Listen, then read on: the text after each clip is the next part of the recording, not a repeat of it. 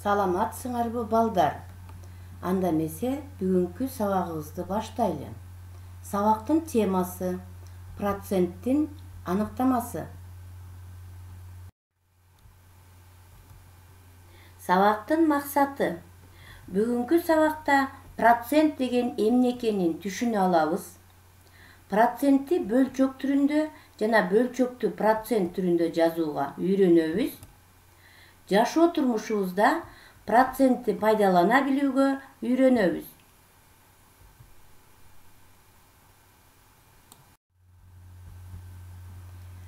Сандын 1% бул сандын 100дөн 1 бөлүгү. Ал эми ондук бөлчөктөрдүн арасында анын 100дөн 1 бөлүгү эң көп тараган. Жана атайын белги процент деп окулат. 0,100дөн 1 бул 1%ке барабар. 100дөн 1 бөлчөгү бул 1-ди 100гө бөлүүгө барабар.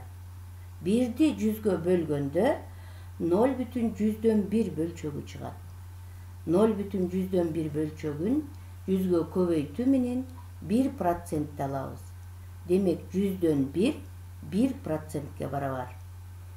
2ден 1 бул 1-ди 2ге бөлүүгө барабар. 1-ди 2ге бөлгөндө 0,5 чыгат. 0,100дөн 5 менен 0,100дөн 50 барабар бөлчөктөр. 0,100дөн 50-нү 100гө көбөйтүү менен 50% алабыз. Демек 2ден 1 50%ке барабар. 4дөн 1 бул 1-ди 4гө бөлүүгө барабар. 1-ди 4гө бөлгөндө 0,100дөн 25 чыгат. 0,100дөн 25-ти 100гө көбөйтүү менен 25% алабыз. 5ден 1. 5ден 1 бул 1-ди 5ке бөлүүнү билдирет. 1-ди 5ке бөлгөндө 0,2ге барабар. 0,2 менен 0,100дөн 20 барабар бөлчөктөр. 0,100дөн 20-ны 100гө көбөйтүү менен 20% алабыз. Демек 5ден 1 20%ке барабар. Сандын 100%-и бул сандын өзү болот. Анда эмесе балдар, маселе чыгаралы. Жылдыз алардын классташтарынын 25%-и көз айнек тагынышат деп Илгизге айтты. Жок, биздин класстын ар бир 4-түнчүсү көз айнек тагынаарын мен анык билем, деп жооп берди Илгиз. Илгиздики туурабы? Маселени чыгаралы. Маселени чыгарууну Илгиздин айтуусунан баштайлы. Илгиздин айтуусу боюнча класстын 4дөн 1-и көз айнек тагынышат. 4дөн 1 бул 1-ди 4гө бөлүүнү билгизет. 1-ди 4гө бөлгөндө 0,100дөн 25ке барабар. 0,100дөн 25-ти 100гө көбөйтүү менен 25% алабыз. Демек 4дөн 1 25%ке барабар. Эми жылдыздын айтуусу боюнча класстын 25%-и көз айнек тагынышат. 25%-ти бөлчөккө айландырабыз. Проценттин эрежеси боюнча 25% бул 100дөн 25ке барабар. 100дөн 25 бөлчөгүнүн алымын жана бөлүмүн 25ке кыскартуу менен 4дөн 1 бөлчөгүн алабыз.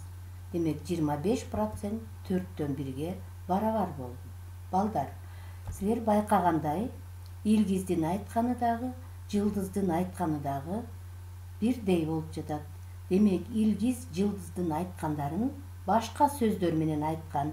Жообу Илгиздин айтканы туура дейбиз. Анда эмесе балдар, китебиңердин 207 бетиндеги номер 496 маселени чыгарабыз. Завод чыгарган тетиктердин 20дан 1 бөлүгү стандарттарга туура келбейт. Тетиктердин 20%-и жараксыз чыгарылган деп айтуу туура болобу? маселени чыгарууга өтөлү.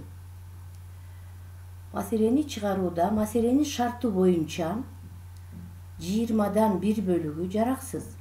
20-дан 1 бөлүгүн процентке айландырабыз. 20-дан 1 бул 1-ди 20-га бөлүүгө барабар. 1-ди 20-га бөлгөндө 0,5 чыгат. 0,5-ти 100гө көбөйтүү менен 5% алабыз. Демек, балдар, завод 5% жараксыз тетик чыгарат. Эми тетиктердин 20% жараксыз чыгарылган деп айтуу туура экендигин текшерели. 20% бул проценттин эрежеси боюнча 100дөн 20-га барабар. Бөлчөктүн алымын бөлүмүн 20-га кыскартуу менен 5ден 1 бөлчөгүн алабыз. Демек, маселенин шарты боюнча тетиктердин 20-дан 1 бөлүгү 5% болду. Демек, тетиктердин 20% жараксыз деп чыгарылган деп айтуу туура болбойт.